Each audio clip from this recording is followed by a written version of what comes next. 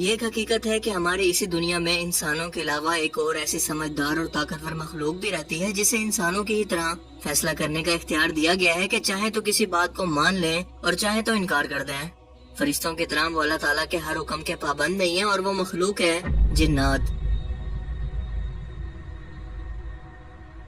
جنات عقل اور سوچ کے معاملے میں انسانوں سے کم تر ہیں، مگر بہت ساری ایسی دوسری خوبیاں ہیں جو انہیں انسانوں سے بڑھ کر اللہ تعالیٰ کی طرف سے عطا کی گئی ہیں۔ مثلا ان کا کوئی مادی جسم نہ ہونا، بے پناہ طاقت، لمبی عمر، ہوا میں اڑ سکنا اور وقت میں پیچھے سفر کر کے انسانوں کے ماضی کے بارے میں جان لینا وغیرہ۔ یہ مخلوق کھاتی پیتی بھی ہے، زندگی بھی گزارتی ہے، اس کی فیملی بھی ہوتی ہے، اور کل نفس ذائقۃ الموت کے مطابق یہ مرتی بھی ہے۔ جیسا کہ اللہ پاک قرآن کریم کے اندر واضح طور پر فرماتے ہیں کہ زمین پر جو کچھ بھی ہے وہ فنا ہونے والا ہے، صرف آپ کے رب کا چہرہ باقی رہے گا جو کہ عظمت اور عزت والا ہے۔ اب یہاں پر یہ سوال پیدا ہوتا ہے کہ جنات کو موت آخر آتی کیسے ہے؟ کیا ان کی بھی روح ہوتی ہے؟ کیا ان کی بھی روحیں انسانوں کی طرح قبض کی جاتی ہیں؟ آئیے جاننے کی کوشش کرتے ہیں۔ جنات کی پیدائش کے مقصد پر بات کی جائے تو قرآن کریم کے اندر واضح طور پر یہ بیان کیا گیا ہے کہ جن اور انسان اللہ تعالیٰ نے اپنی عبادت کے لیے پیدا کیے، یعنی انسانوں کی طرح انہیں بھی نفس اور خواہش اور بندگی کا اختیار دے کر دنیا میں امتحان کے لیے بھیجا گیا ہے، اور وہ دنیا کے اندر انسانوں کے ساتھ ہی رہتی ہوئی ایک الگ سے مخلوق ہے جس کے بارے میں قرآن کریم کی ایک پوری سورت جن کے نام سے موجود ہے۔ اس کے علاوہ ایک سفر پر نبی کریم صلی اللہ علیہ وآلہ وسلم کے پاس قرآن کریم کی تلاوت سن کر جنات کی ایک قوم آپ پر ایمان لے آئی اور کہنے لگی کہ ہم اپنے رب کے ساتھ ہرگز کسی اور کو شریک نہیں ٹھہرائیں گے۔ یعنی جنات کے اندر مسلم جنات بھی ہوتے ہیں اور بدترین یعنی کافر جنات یا شیاطین بھی۔ جنات کی موت کے حوالے سے علماء کرام کے دو قول ہیں۔ حضرت حسن بصری کا یہ ماننا ہے کہ جنات کو موت نہیں آتی۔ ان کے مطابق جنات کو بھی اسی طرح سے مہلت دی گئی ہے جس طرح سے ابلیس کو دی گئی ہے، کیونکہ ابلیس بھی جنات میں سے ہے اور اس کے چیلے قیامت تک انسانوں کو گمراہ کرتے رہیں گے، لہٰذا یہ مرتے نہیں ہیں۔ لیکن یہ سب ماننے کے پیچھے ان کے پاس کوئی دلیل نہیں ہے، جبکہ قرآن کریم کے اندر اللہ تعالیٰ نے جنات کی موت کا ذکر بار بار واضح طور پر کیا ہے، اور کئی احادیث سے بھی ہمیں اس بات کا ثبوت ملتا ہے کہ ان کی عمریں انسانوں کے مقابلے میں بہت لمبی ہوتی ہیں، مگر یہ بوڑھے بھی ہوتے ہیں اور مرتے بھی ہیں۔ لیکن ان کی موت انسانوں کی طرح بالکل نہیں ہوتی، کیونکہ انسان مٹی سے بنا ہوا اپنا ایک وجود رکھتے ہیں، جبکہ جنات آگ سے بنی ایک ناری مخلوق ہے جس کا کوئی وجود نہیں۔ لیکن ان دونوں مخلوقات کے اندر ایک چیز کامن ہے اور وہ ہے روح۔ حضرت عبداللہ بن عباس سے جب یہ پوچھا گیا کہ کیا جنات مرتے ہیں، انہوں نے فرمایا کہ بالکل مرتے ہیں، مگر ابلیس نہیں مرے گا، صرف اس کو اللہ تعالیٰ نے قیامت تک کی مہلت دے رکھی ہے، اور جب وہ بوڑھا ہوتا ہے تو اللہ تعالیٰ پھر سے اسے جوان کر دیتے ہیں، اور یہ ہمیشہ 30 سال کی عمر کا ہی رہتا ہے، اور بڑھاپے کے بعد ہمیشہ جوانی کی طرف لوٹ آتا ہے، جبکہ باقی جنات ان کی اپنی طبعی عمر پوری کرنے کے بعد یہ کسی حادثے کی صورت میں موت ہو جاتی ہے۔ جہاں تک جنات کی روح قبض کرنے کا سوال ہے تو اس حوالے سے حضرت عبداللہ بن عباس سے روایت ہے کہ 4 قسم کے فرشتے ہیں جو روح قبض کرتے ہیں، یا 4 فرشتوں کو یہ ذمہ داری دی گئی ہے کہ وہ اللہ تعالیٰ کی مخلوقات کی روح قبض کریں۔ پہلا فرشتہ حضرت اسرائیل علیہ السلام ہے، جنہیں اللہ تعالیٰ نے یہ ذمہ داری دی ہے کہ وہ صرف انسانوں اور فرشتوں کی ہی روح قبض کریں۔ دوسرا فرشتہ جو کہ حضرت اسرائیل علیہ السلام کے ماتحت ہوتا ہے، اس فرشتے کی ذمہ داری یہ ہے کہ وہ جنات کی روح قبض کرتا ہے۔ تیسرے فرشتے کی ذمہ داری یہ ہے کہ وہ زمین پر موجود جانوروں، پانی میں رہنے والی مخلوقات اور کیڑے مکوڑوں کی روح قبض کرتے ہیں، اور یہ بھی حضرت اسرائیل علیہ السلام کے ماتحت ہے۔ اور چوتھے فرشتے کو اللہ تعالیٰ کی طرف سے حکم ہے کہ وہ درختوں اور پودوں کی روح قبض کریں، اور یہ بھی حضرت اسرائیل علیہ السلام کے ماتحت ہے۔ قرآن کریم کی یہ صورت واضح طور پر جنات کی موت کا ثبوت دیتی ہے کہ اے گروہ جنات، وہ انسان بھی ایسا ہی گمان کرنے لگے تھے جیسا گمان تم نے کیا کہ اللہ تعالیٰ مرنے کے بعد ہرگز کسی کو نہیں اٹھائے گا۔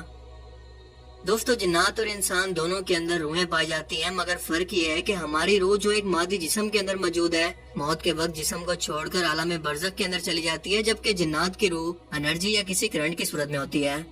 ایسی انرجی جو کائنات کے اندر جتنا وقت بھی موجود رہے تباہ نہیں ہوتی اور نہ ہی ختم ہو سکتی ہے۔ یہ انرجی انسانی جسم کے اندر بھی نیگیٹو اور پازیٹیو انرجی کی صورت میں موجود ہوتی ہے، اور انسان کی مسلسل گناہ کرنے کی وجہ سے اس کی نیگیٹو انرجی بڑھ جائے تو یہ جنات انسان کے جسم میں داخل ہو کر اس کے جسم پر قبضہ کرنے کی کوشش کرتے ہیں۔ لیکن اگر وہ جسم پاک صاف اور پازیٹیو انرجی سے بھرا ہوا ہو تو خود کو اپنے جسم کو نیوٹرلائز کر کے یا اپنے جسم سے اس نیگیٹو انرجی کو ختم کر کے ایک انسان جنات کو مار اور زخمی کر سکتا ہے۔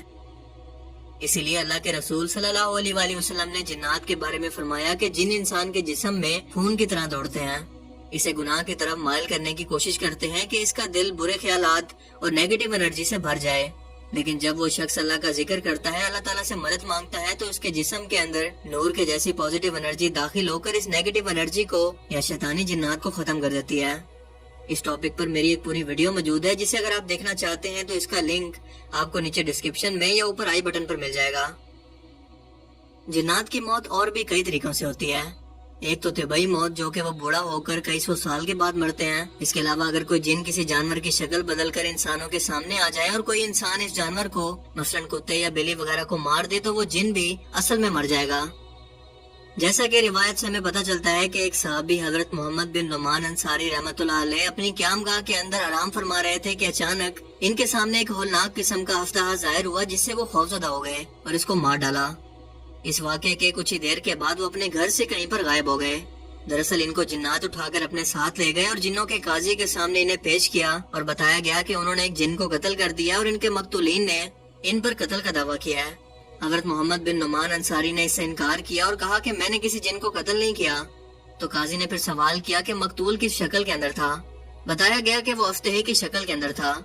یہ سننے کے بعد قاضی اپنے پہلو میں بیٹھے ہوئے شخص کی طرف متوجہ ہوا تو اس نے بتایا کہ میں نے رسول اللہ صلی اللہ علیہ وآلہ وسلم کو فرماتے ہوئے سنا کہ جو تمہارے سامنے اپنی شکل بدل کر آئے تو تم اس کو قتل کر دو۔